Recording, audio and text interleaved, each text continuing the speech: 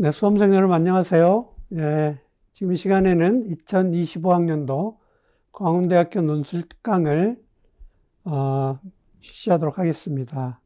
저는 광운대 산업심리학과 이병관 교수입니다. 반갑습니다. 자, 이번 시간에는 2025학년도 광운대 논술 특강 말씀드리고요. 2024학년도 기출문제를 해설하도록 하겠습니다. 그리고 금년도 여러분이 준비해야 될 광운대 논술의 어떤 가이드라인 함께 말씀드리도록 하겠습니다. 네, 그러면 광운대학교 인문계열 논술 특강을 시작하도록 하겠습니다. 네, 목차는 논술 우수자 전형 소개부터 하고요. 다음으로 전년도 2024학년도 기출문제 해설을 하도록 하겠습니다. 그리고 마지막으로 2025학년도 인문계열 논술 우수자 전형 대비 가이드라인을 말씀드리도록 하겠습니다.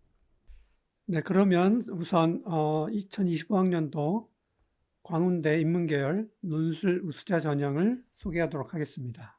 아마 잘 아시겠지만 광운대 인문계열 논술 우수자 전형은 크게 두 가지 요소로 구성이 되어 있습니다. 논술고사 70%, 학교생활기록부 30%, 이 두 가지로 구성이 되어 있고요. 수능 최저 학력 기준은 없습니다. 자세한 사항은 광운대학교 입학 홈페이지 모집 요강을 참조하시면 되겠습니다.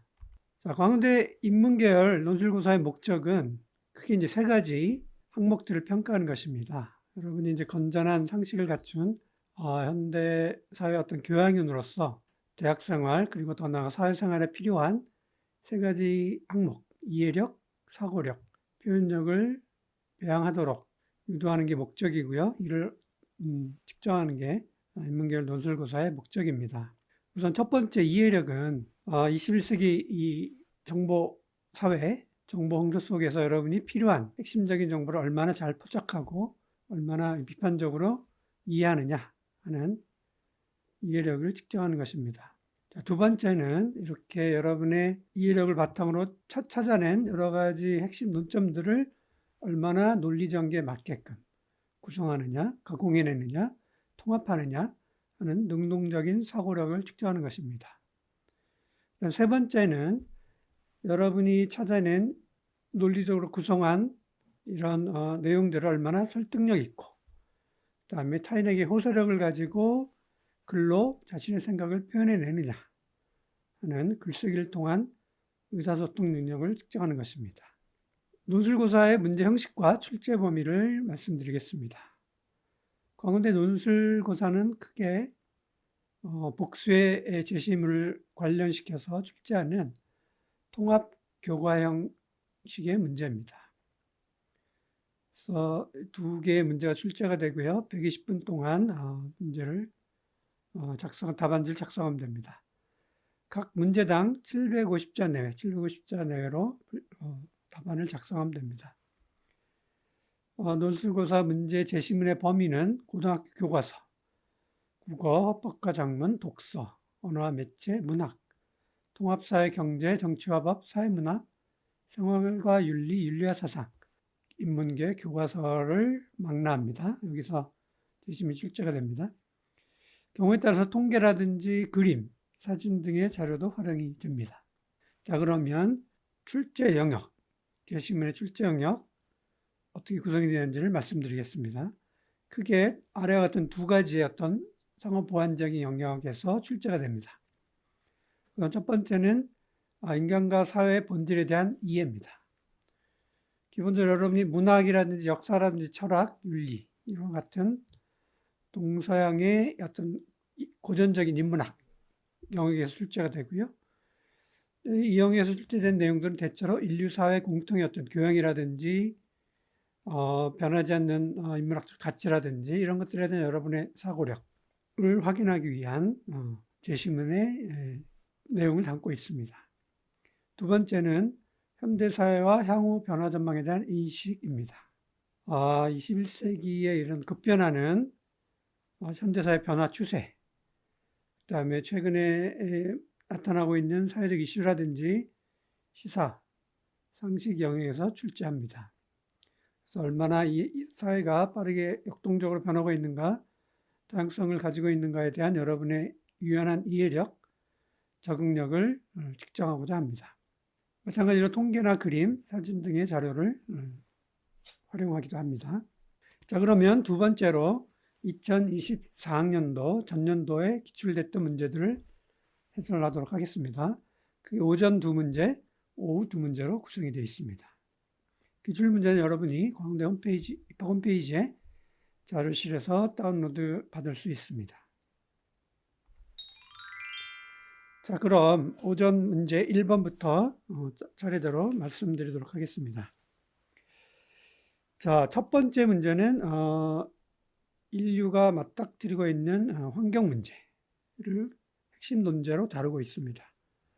특별히 지구 온난화로 나타나고 있는 환경 문제, 그 원인을 찾고 이를 해결하기 위한 어떤 해결 방안을 이제 서술하는 문제입니다. 그게 5개의 제시문으로 구성이 되어 있고요. 여기서 이제 기억의 원인을 나를 참조해 서술하고, 기억은 이제 환경 문제를 말하고 있고요. 여기서 나라고 하는 제시문은 서구적 서양의 어떤 사고를 잘 나타내는, 자연과 인간과의 관계를 나타내는 서구적 사고를 담고 있는 제시문입니다. 성경의 창세기에 나타난 거죠. 인간의 창조의 문제, 인간이 자연을 지배하고 다스린다라고 하는 내용으로 인간과 자연의 관계를 수직적인 관계로 보는 서구적 사고를 안고 있고요. 그다음에 나와 대비되는 다와 라의 세계관을 설명한 뒤, 여기서 다와 라는 이제 동양적 어떤 사고를 잘 나타내주는 두 개의 글입니다.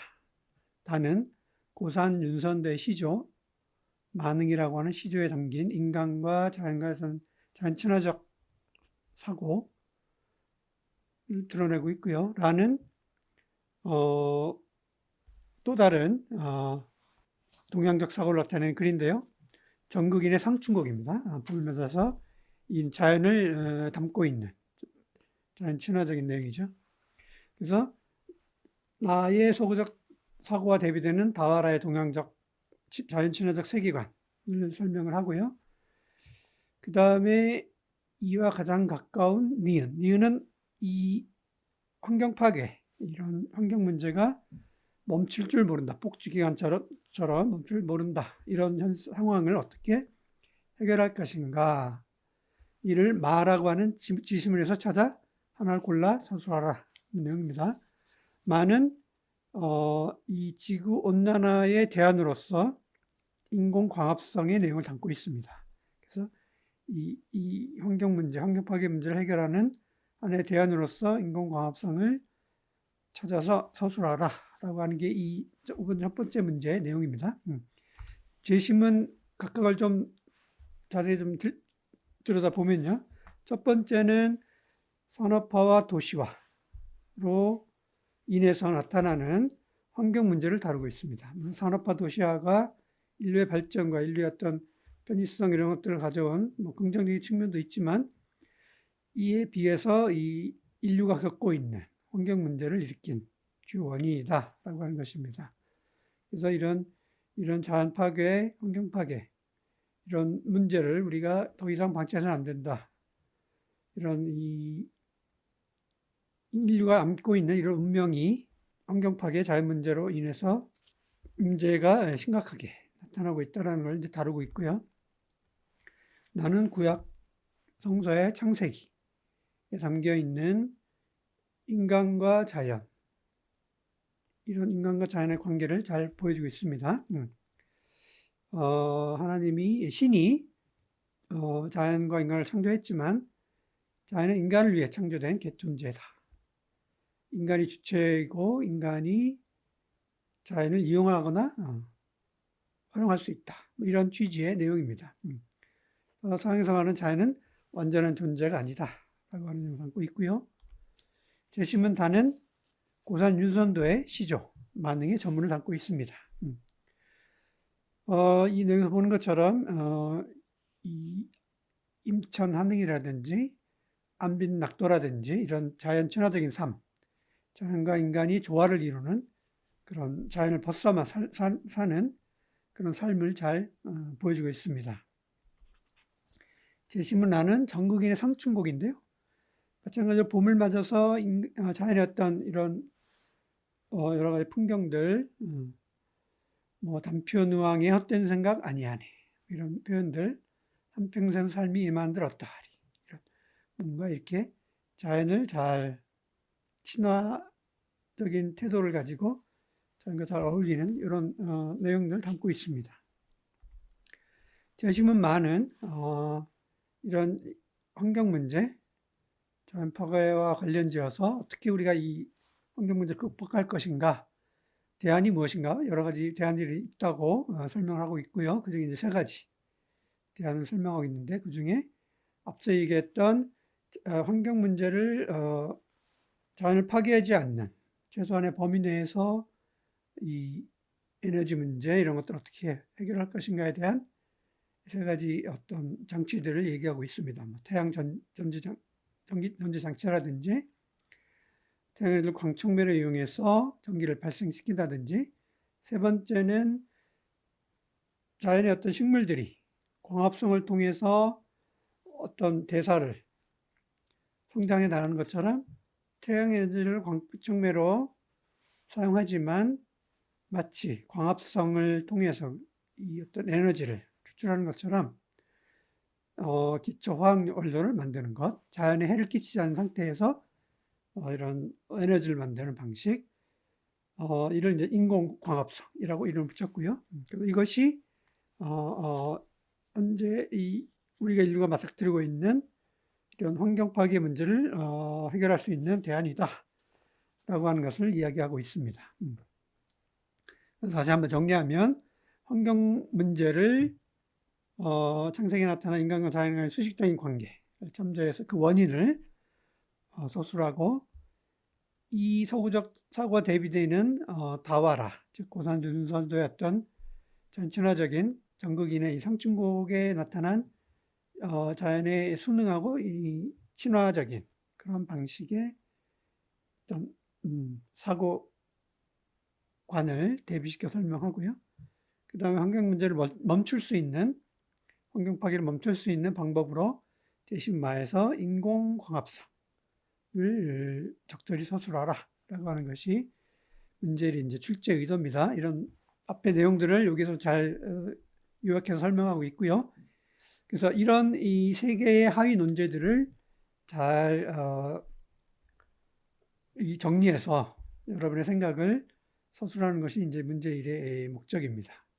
그래서 이 5개의 제시문은 고등학교 문학, 독서, 국어, 통합사회, 사회문화 과목, 여기에서 골고루 다뤄주고 있는데, 이 문제들을 종합적인 사고를 통해서 논술하는 능력을 알아보는 것이 문제 1입니다. 이 내용은 이미 지금 다 말씀을 드렸고요.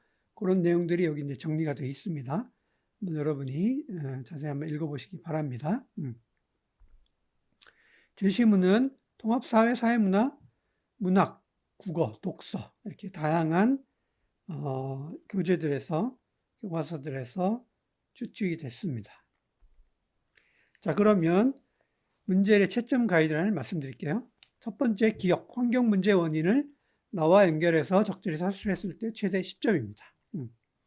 자, 환경 문제 원인이 서구적 사고, 아까 말씀드린 것처럼 신이 인간과 자연을 만들었지만 자연은 인간을 위한 어떤 도구적 수단이다 라고, 인간이 자연을 지배하는 그런 객체로서 나타난다라고 하는 것이 적절히 서술이 되면 최대 10점입니다. 모험담원의 첫 번째 단락 참조하시고, 키워드, 이런 키워드들이 들어가면 좋은 점수를 받을 수 있겠죠. 자, 두 번째, 이런 수직적인 인간과 자연의 관계와 대비되는 세계관, 다와라의 내용들을 활용해서 적절히 대비시켜 서술하면 최대 20점입니다. 자, 다해서 산수간 바회 아래 띠집을 짓노라, 임천한흥 비길 곳이 없다, 이런 내용들을 통해서 자연 친화적인 태도를 담았다면 최대 7점이고요. 라에서 청품명을 외에 어떤 것이 있으리요. 이런 구체적 표현을 통해서 자연과 인간 간의 어떤 조화, 친화 이런 것들을 잘 소술했다면 최대 7점입니다.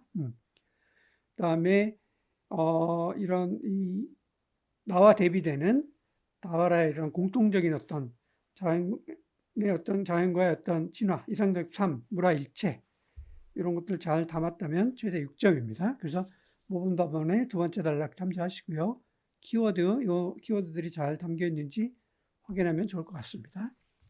세 번째는 이런 이 환경 파괴 문제를 해결할 수 있는 해법, 자연친화적인 해법을 마의 인공광합성이라는 키워드를 통해서 핵심 개념을 통해서 설명하면 최대 15점입니다. 인공광합성을 잘 언급했으면 최대 5점이고요. 인공광합성이 도대체 무엇이냐, 어떻게 인공광합성이 나타나느냐의 문제, 이게 왜 자연친화적이냐에 대한 내용들을 제시문마의 핵심 내용을 근거로 잘 서술하면 최대 10점입니다. 그래서 모범 답안의 세 번째 단락을 참조하시고 키워드를 확인하기 바랍니다. 여기 모범 답안이 이렇게 779자로 구성이 되어 있고요. 3개 하위 단락, 각각의 3개 하위 문제를 균형 있게 잘 서술하고 있습니다. 본인의 이 답안과 모범 답안을 비교해 가면서 한번 확인을 해 보시기 바랍니다. 자, 5점 문제 두 번째 문제로 넘어가겠습니다. 자, 두 번째 문제는 이 언론, 그다음에 언론을 통해 나타나는 여론, 그다음에 이런 것들이 정치와 어떤 관계를 맺고 있느냐가, 이런 언론이나 여론, 정치의 어떤 관계를 매체 환경의 변화에 따라서 이게 어떻게 어떤 형상으로 나타나는가, 이런 문제들을 파악하고 그 다음에 이 정보를 우리가 어떻게 비판적으로, 주로 이제 여론으로 나타나는 정보를 우리가 어떻게 비판적으로 수용하는가, 이런 수용의 어떤 방법의 문제를 논리적으로 제시하고 여러분의 어떤 사고력을 측정하는 것이 목적입니다. 5점 문제 2번은 4개, 제시문 가나 다라로 구성이 되어 있고요. 자, 제시문 가는 우선 매체의 기본 개념, 매체의 기능, 매체의 변화, 변화의 방향성 이런 걸 다루고 있습니다. 그래서 최근에 이제 디지털 미디어로 나타나는 매체의 어떤 변화의 방향성을 다루고 있고요. 더불어서 이 디지털 매체로 인해서 나타나는 거짓 정보, 가짜 뉴스의 어떤 문제들을 다루고 있습니다. 그래서 여기서 나타나는 기억은 바로 가짜 뉴스의 문제입니다. 가짜 뉴스가 생성되고 확산되는 원인을 제시문 나를 활용해 서술하라. 이게 첫 번째 하위 문제입니다. 제시문 나는 디지털 매체 환경의 두 가지 특성을 핵심 논제로 다루고 있습니다. 자, 두 가지 특성은 이제 생산자층의 확대, 누구나 콘텐츠를 만들 수 있다. 그 다음에 어떤 자격을 갖춘, 과거엔 전문 기자라든지 언론인이 어떤 정보를 생산했다면 최근에는 이제 디지털 매체의 특성상 누구나 콘텐츠를 만들 수 있다. 라고 하는 한 가지 특성이고요. 그 다음에 이런 게 공개되고 유통되는 게 훨씬 쉬워졌죠. 그죠? 그래서 두 가지 특성으로 이 가짜뉴스가 생성되고 확산되는 것이 나타나고 있다. 이런 내용들을 서술하는 게 이제 첫 번째 하위 문제의 목적입니다. 그 다음에 니은은 이제, 제시문 다에 나타나 있는 건데요. 제시문 다는 뭐냐면 정치의 기능, 정치 참여 수단으로서 여론의 어떤 형성 과정 이런 것들을 설명하고 있고요. 그래서 언론이 과연 어떤 역할을 하느냐 이런 문제를 다루고 있습니다. 제시문 다. 또한 여기에 어떤 이 언론이나 여론이 만들어내는 정보의 두 가지 유형, 사실에 기반한 정보, 개인적인 의견에 기반한 정보 두 가지가 있다라는 걸 설명하고 있습니다.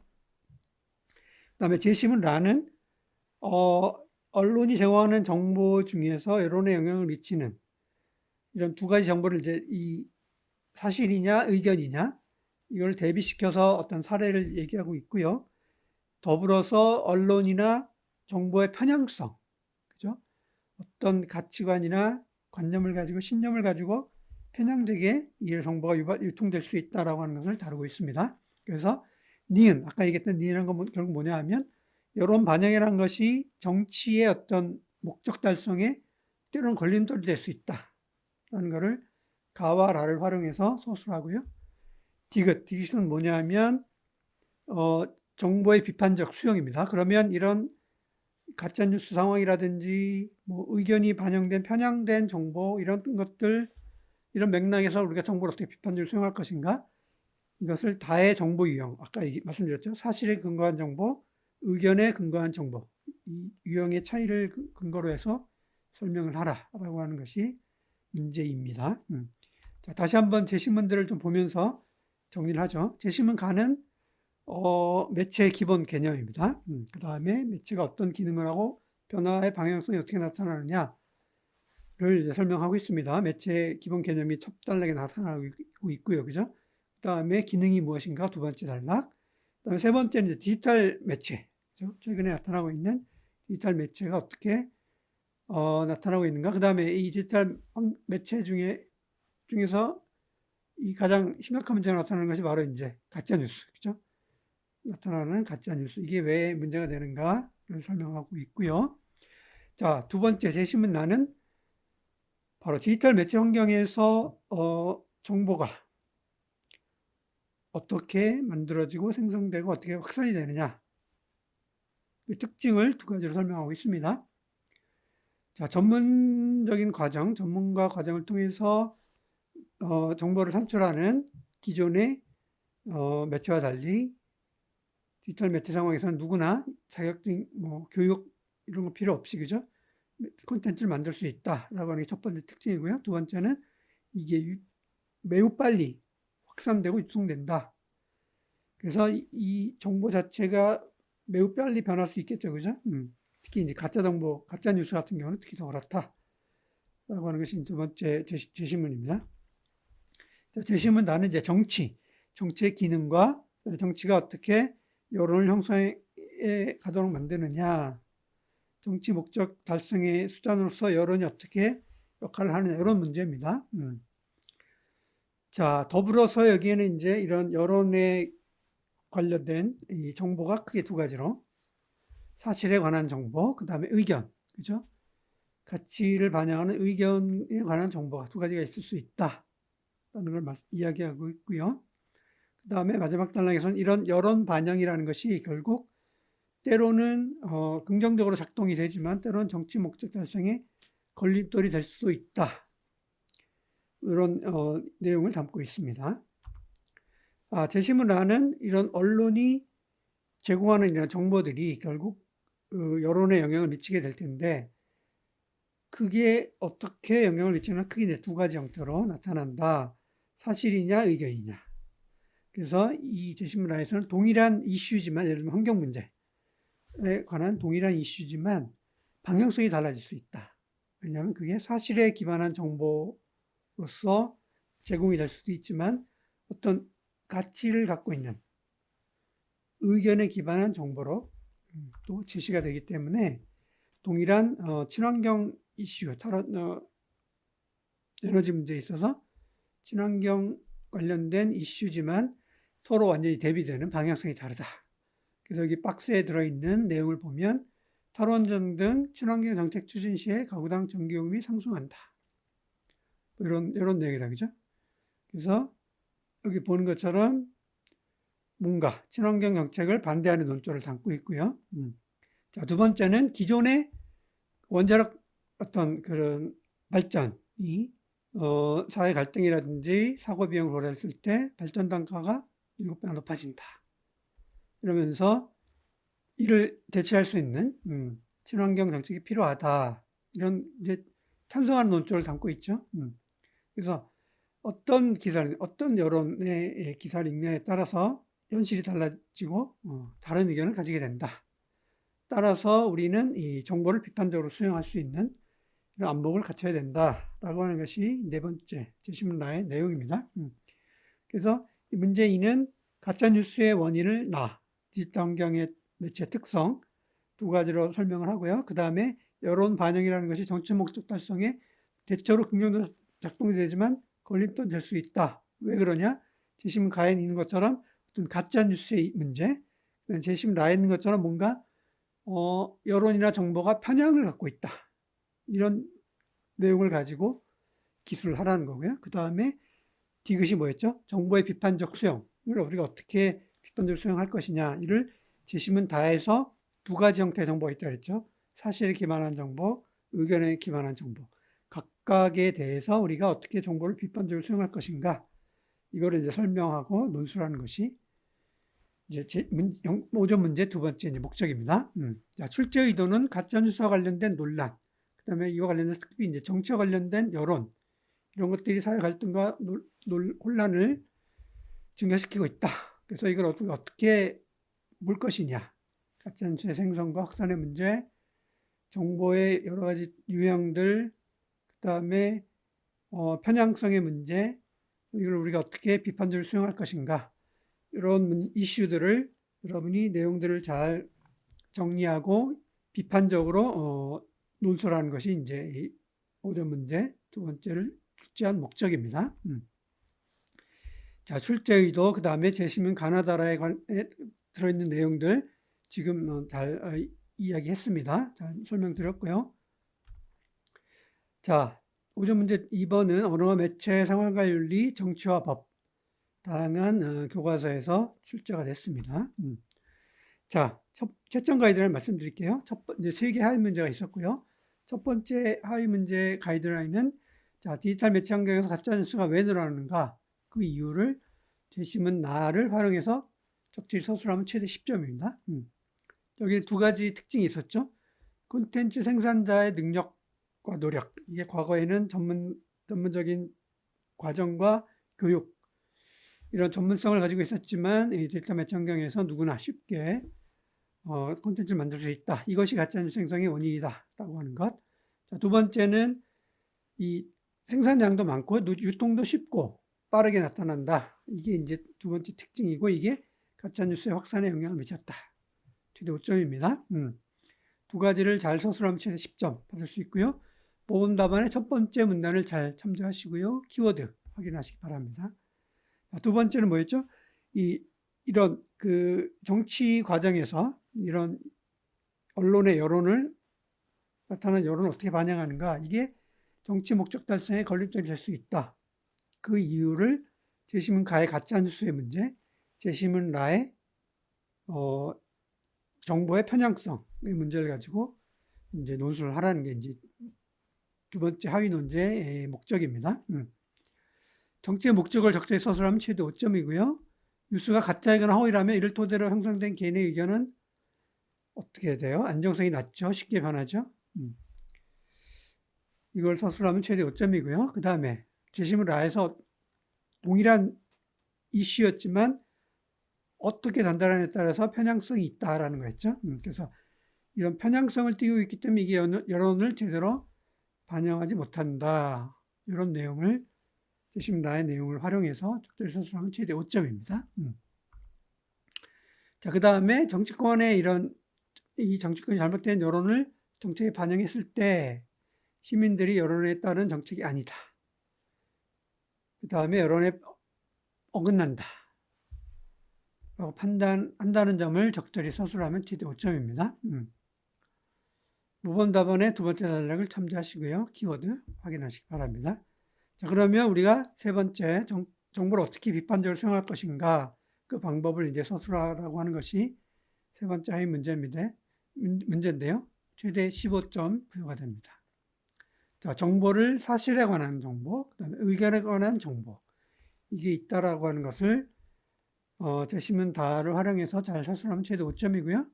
자, 사실에 관한 정보를 수용할 때는 진위를 잘 파악해야 된다. 그런 내용을 서술하면 최대 5점. 자, 의견에 관한 정보를 수용할 때는 이게 편향성을 띠고 있을 수 있다. 그 근거의 논리성, 편향 이유를 잘 합리적으로 판단해야 된다. 라고 서술하면 최대 5점입니다. 자, 모범 답안의 세 번째 단락, 그 다음에 키워드 참조하시기 바랍니다.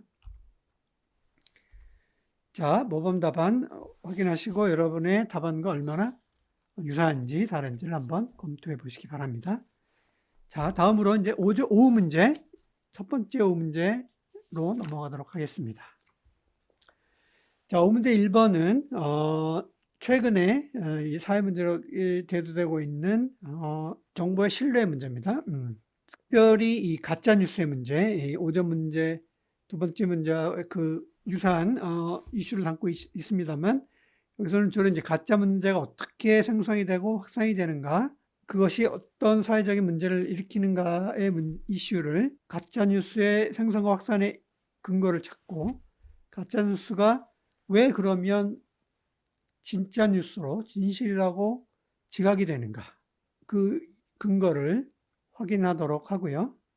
그렇다면 우리가 정보의 이런 진위 여부를 어떻게 판단하고 자신의 의견을 어떻게 표출하는 것이 필요한가에 관련된 내용을 소술하는 것이 이제 목적입니다. 5문제 1번은 5개의 제시문 가나다라 마어로 구성이 되어 있고요. 자, 제시문 가는 뉴미디어 시대의 거짓 정보의 생성의 문제를 개괄적으로 다루고 있고요. 그 다음에 이런 의사소통과 관련된 연구 이론가죠. 하버마스의 어떤 담론의 어떤 개념을 담고 있습니다.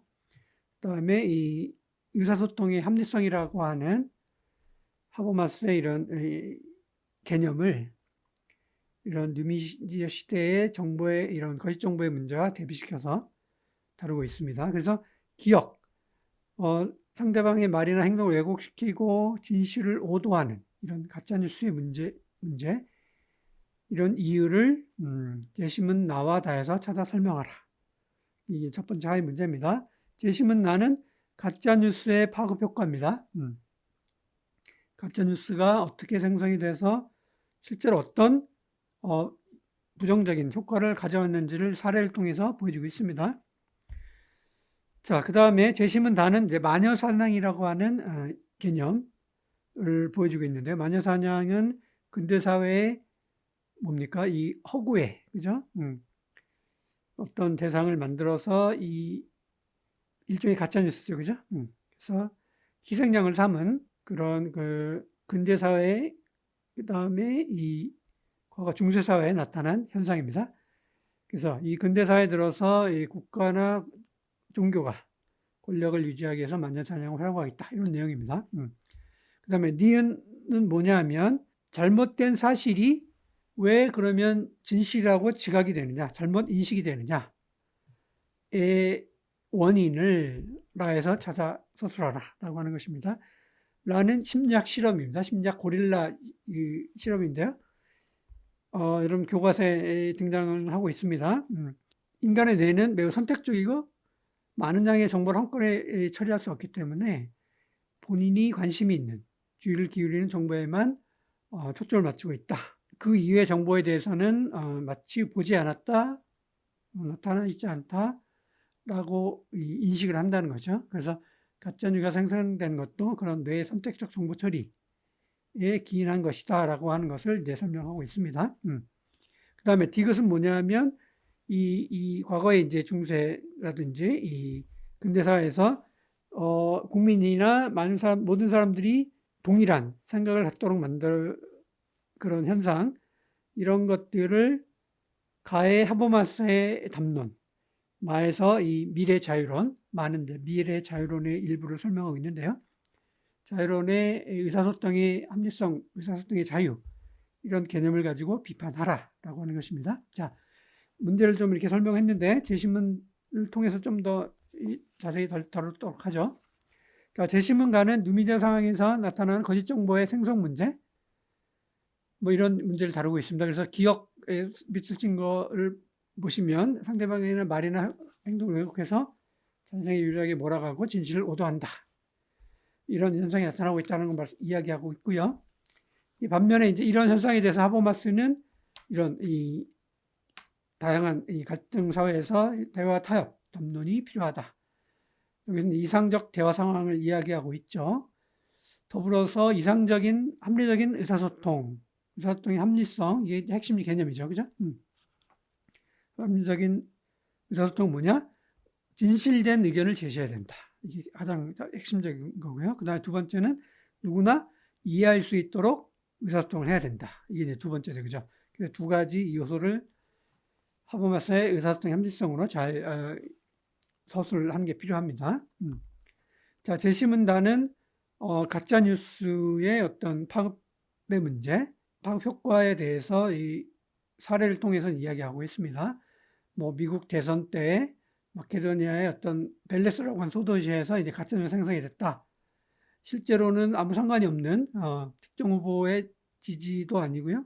극우 성향의 어떤 엉터리 뉴스를 모아다가 이 10대 후반의 청소년들이 가짜뉴스를 만들었고 이게 이제 이슈가 된 거죠.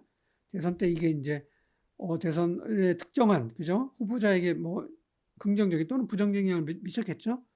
이 소통이 되면서 뭐 교황의 이름도 나타나고요. 자, 그러면 이게 이제 조회수가 많아지다 보니까 어떻게 돼요? 이게 이제 거기에 따른 광고가 붙게 되고 이제 가짜뉴스의 조회수에 따른 이제 금전적인 그죠? 이득을 얻게 되었다라고 하는 것이 이제 내용입니다. 자, 그래서 가짜뉴스가 이렇게 생성이 되고 확산이 되느냐? 그 이유는 바로 금전적인 경제적인 목적을 가지고 만들어냈기 때문에 그렇다라고 하는 것이고요.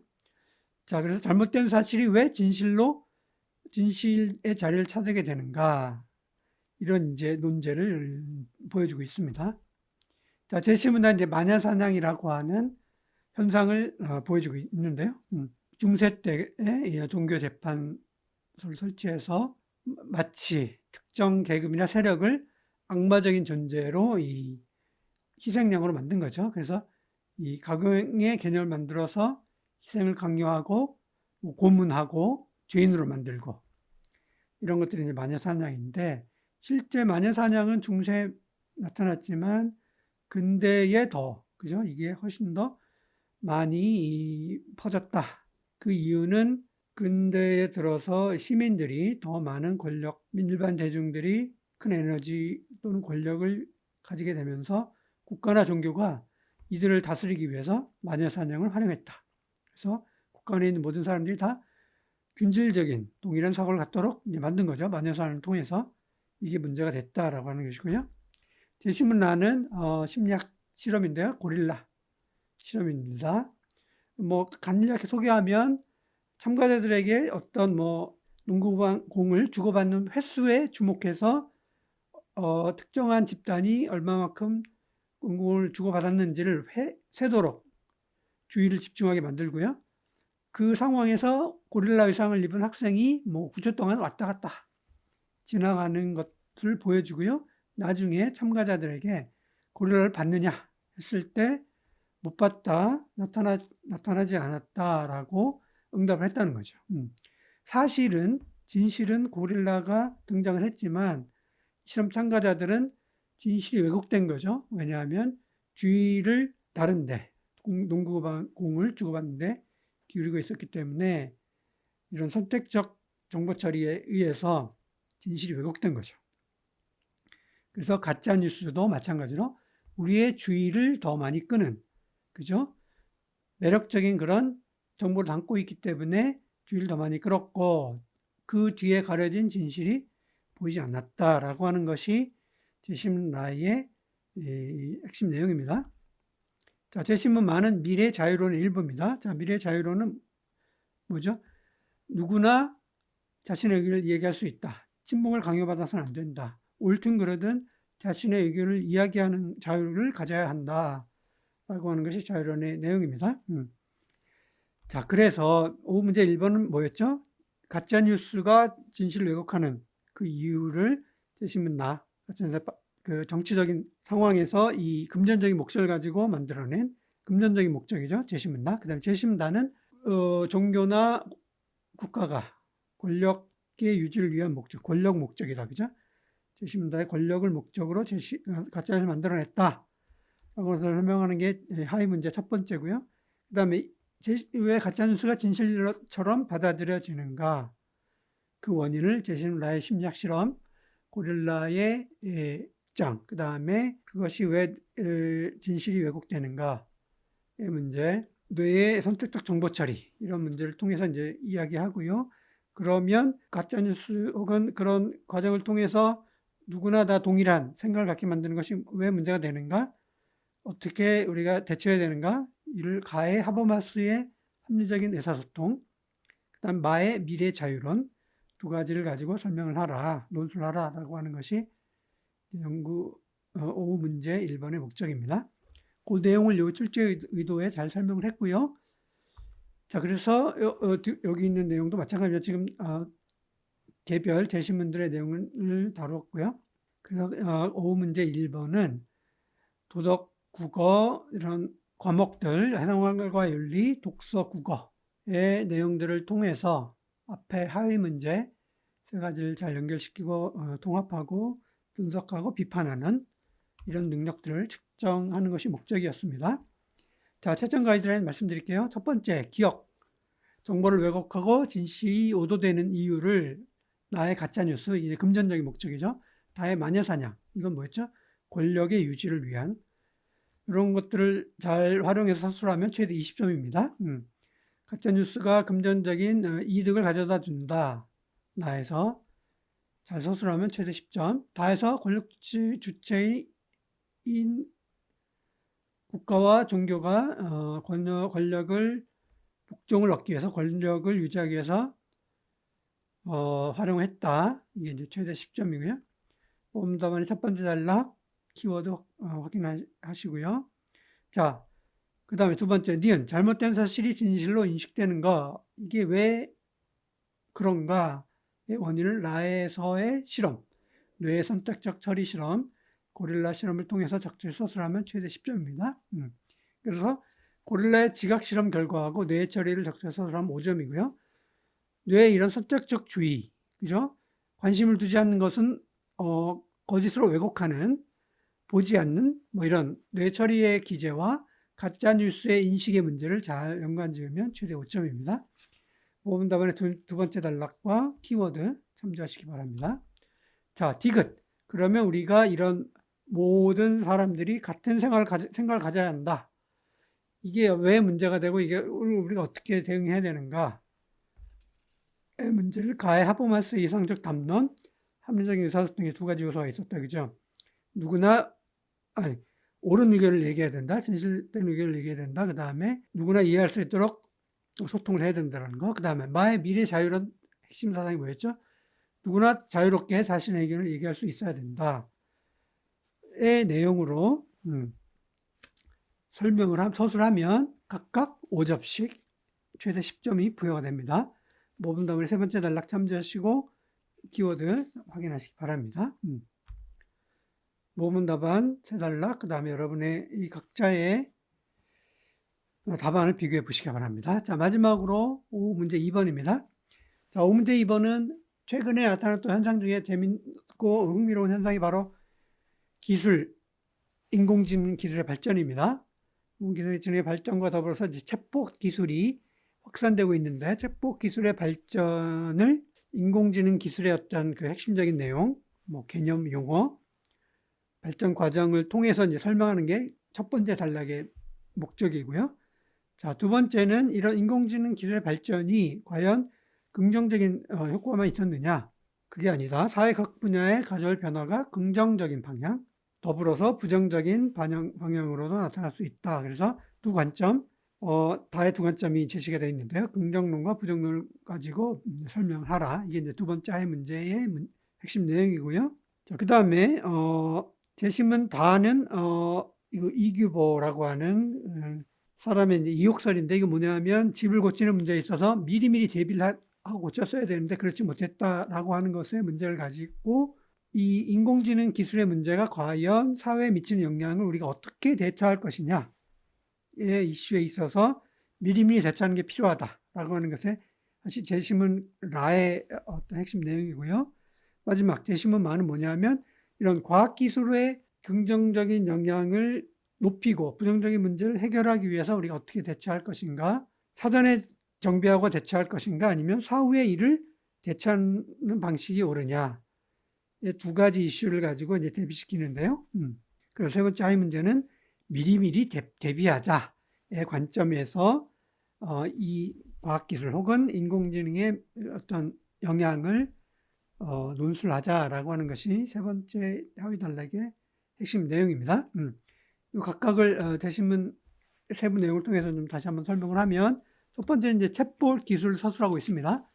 챗봇이 초기에는 이게 아주 수동적인 아주 초기 단계의 어떤 대응, 그죠? 로 이제 시작이 됐지만 그것들이 이 긴 문장을 입력해도 의미를 해석하고 굉장히 인간과의 대화처럼 기계와의 소통이 느끼는 기술로 발전하고 있다. 그래서 이제 기계와의 소통이 인간과의 대화처럼 느끼게 하는 기술로 발전하고 있다라는 내용을 이제 담고 있고요.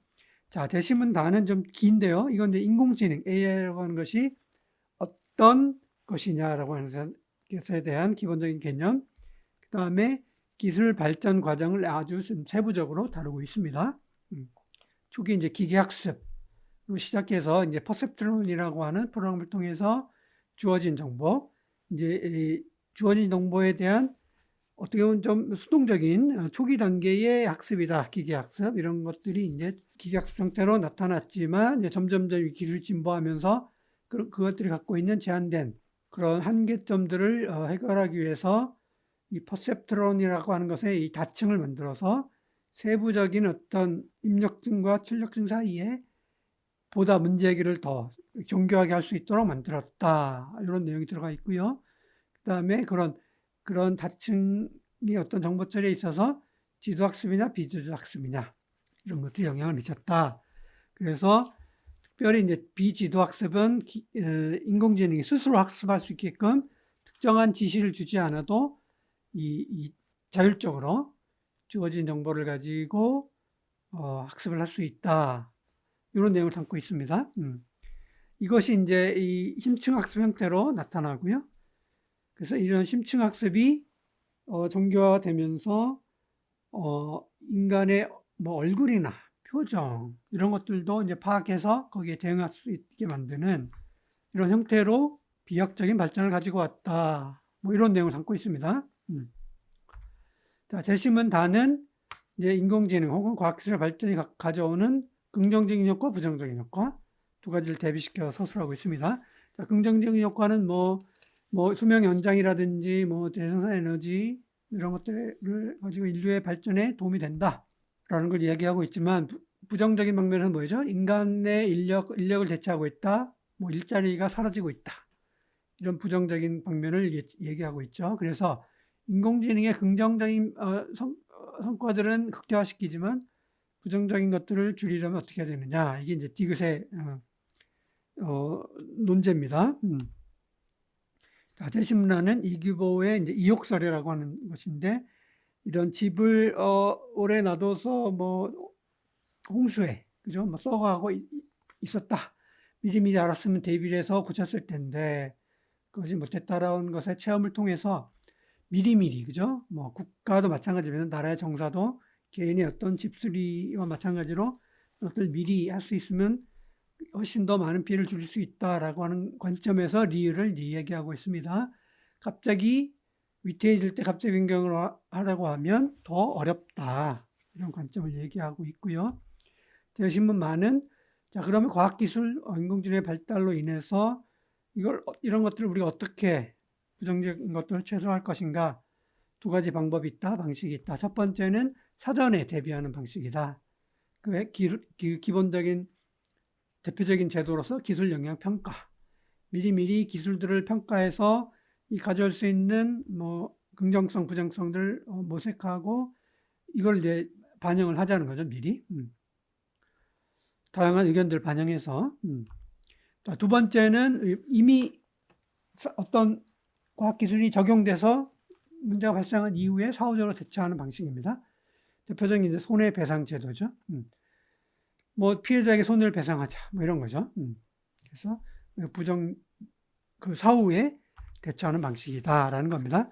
그래서 5문제 2번은 이런 기술의 발전으로 인해서 나타나는 챗봇, 인공지능의 발전 등을 이야기하고 있고 이것이 우리 사회에 다방면으로 영향을 미칠 텐데 그런 영향들이 어떻게 나타나고 있는가, 이걸 어떻게 우리가 해결할 것인가의 문제, 이런 것들을 통합적으로 비판적으로 논술하고 서술할 수 있도록 하는 것이 문제 2번의 목적입니다. 앞서서 이 내용들을 다 설명을 했고요. 출제 의도에 서술이 되어 있습니다. 그래서 각 지시문의 내용, 제시문의 내용, 그다음에 이런 것들이 어떻게 교과서의 내용들을 통해서 제시문이 구성되어 있는가 이런 것을 이야기하고 있습니다. 언어, 매체, 독서, 생활과 윤리, 국어, 정치와 법 다양한 영역들에서 골고루 발제가 됐습니다. 자, 관련해서 이제 채점 가이드라인 말씀드릴게요. 첫 번째, 심층 학습 기반의 다층 퍼셉트론. 이게 이제 제시문 나죠, 그죠? 나에서 제시문 나에 나타난 이 내용들을 챗봇의 발전 과정을 설명한 내용으로 잘 서술하는 것이 첫 번째 하의 문제 목적입니다. 그래서 최대 20점입니다. 자, 퍼셉트론이 인간의 눈을 모방한 컴퓨터 프로그램입니다. 초창기 퍼셉트론의 한계점을 찾아서 기계학습, 정보 손실 등의 개념으로 나타났다. 이걸 서술하면 7점이고요. 그 다음에 비지도 학습을 통해서 다량의 자연원에서 높은 수준의 추상화가 가능해졌다. 이걸 서술하면 7점. 그 다음에 이 초기의 한계점들을 보완한 심층학습 기반의 이런 학습 이론, 그 다음에 내용, 이런 것들 통해서 챗봇의 챗봇, 즉 기계와의 소통이 인간의처럼 느껴지게 만들었다라고 하면 최대 6점입니다. 관련 없는 용어를 제시문에 나타나지 않는 용어를 쓰면 감점이 있다라는 거. 그다음에 모범 답안의 첫 번째, 그다음에 키워드 확인해 보시고요. 자, 두 번째, 다에 나타나는 유토피아 관점, 디스토피아 관점, 긍정론, 부정론을 대비시켜서 인공지능 기술이 사회 발전에 어떻게 영향을 미쳤는가. 두 가지 방면이다, 그죠? 유토피아 관점이 뭐였죠? 뭐 에너지도 새로 만들 수 있고, 뭐 수명도 연장시킬 수 있다, 이런 관점이죠. 부정적인 관점은 뭐였죠? 인력을 대체하고 일자리를 뭐 감소시킨다, 이런 우려. 이런 것들이 들어가면 각각 5점씩입니다. 두 번째 단락, 그 다음에 키워드 참조하시고요. 자, 마지막, 마에서 기술을 설명한 기술 역량 평가. 두가 있었지만, 미리미리 대비하자라고 하는 것인지 리을. 제시문 라에 나타난 리을의 관점이었죠. 그죠? 미리 대비해서 국가든 개인이든 미리 그런 부정적인 영향을 막는 게 필요하다. 이런 관점이 마의 사전 대비, 그죠? 기술 역량 평가와 일치하는 거죠. 따라서 그 관점에서 인공지능 기술을 어떻게 이 사회 문제에 적용시킬 것인가, 이걸 설명했을 때 최대 15점입니다. 5점입니다. 그래서 라에서 문제를 예방해서 대비하는 것의 중요성을 강조하면 최대 5점. 마에서 리을에 부합되는 내용, 미리 대비하자. 이런 대응 방안이 디귿심을 잘 서술하면 최대 5점. 그 다음에 인공지능 기술에 기술 영향 평가를 적용하자. 이걸 적절히 서술하면 최대 5점입니다. 자, 그 다음에 두 가지 기술 영향 평가, 손해배상제를 다 서술해도 좋지만 결국 핵심적인 앞에 이야기했던 내용을 쓰는 게 이제 더 필요하겠죠. 그래서 모범 답안 세 번째 단락 키워드 확인해 보시기 바랍니다. 자, 앞에 세 문제 더불어서 모든 문제에 이 공통되는 내용이 있는데, 자, 비문이 없어야 되고요. 전체적인 글의 흐름이 자연스러워야 최대 5점이 주어집니다. 그 다음에 글자 수 우리가 750에서 50자 내외 이 안에서 쓰도록 되어 있습니다. 그래서 지나치게 넘어가거나 지나치게 적으면 감점이 있다라는 거, 개인의 정보를 암시하면 안 된다라는 거 설명을 했고요. 자, 모범 답안, 여러분의 답안과 한번 비교해 보시면서 어떤 것들이 잘 갖춰져 있는지를 확인해 보기 바랍니다. 자, 이상 2024학년도 광운대 인문계열 기출문제를 해설했습니다.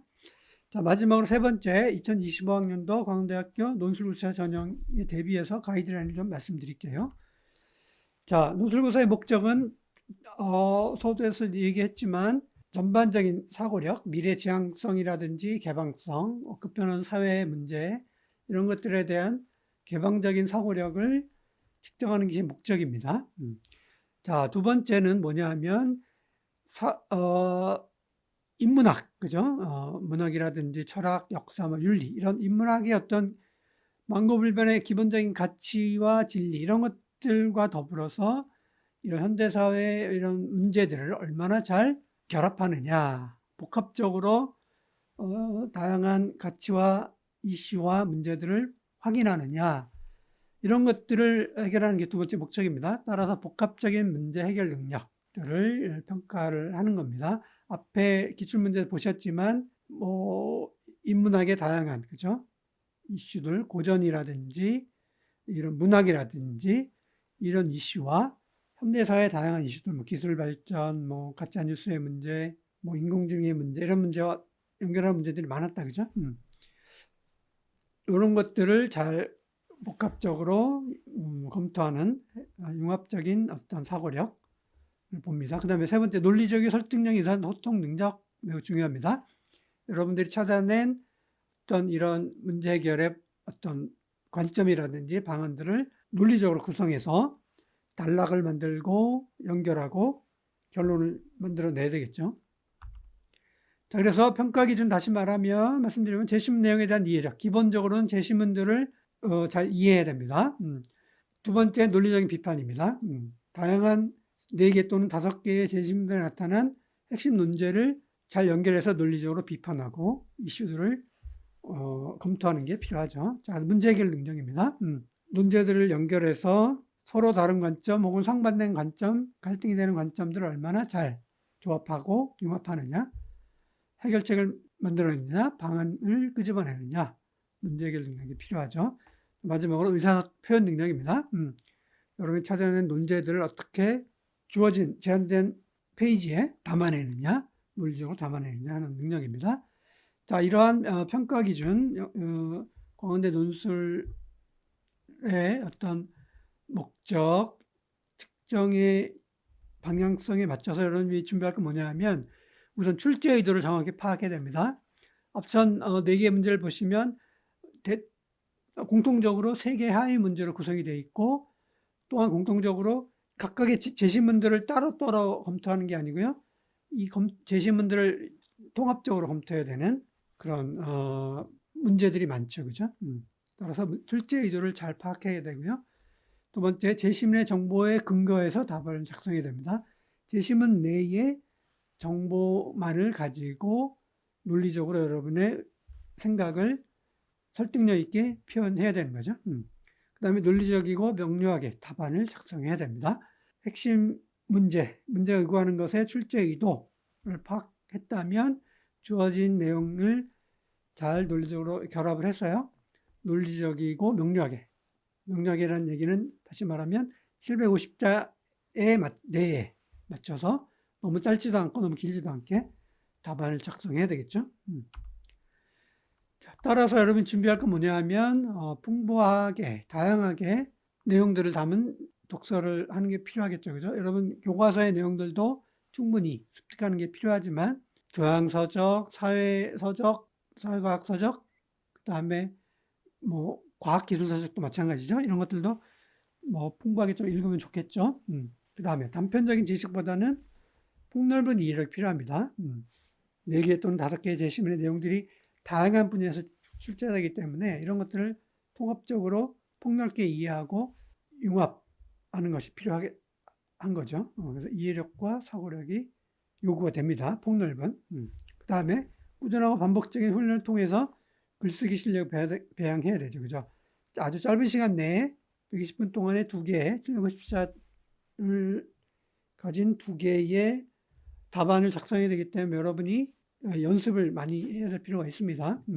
제시문들을 결합하고 다듬고 논리적으로 구성하고 그걸 글로 표현해야 되고 그렇기 때문에 이런 글쓰기 능력을 배양하기 위해서는 반복적인 훈련이 필요합니다. 네, 여러분 이상 2025학년도 광운대학교 논술 특강을 마치도록 하겠습니다.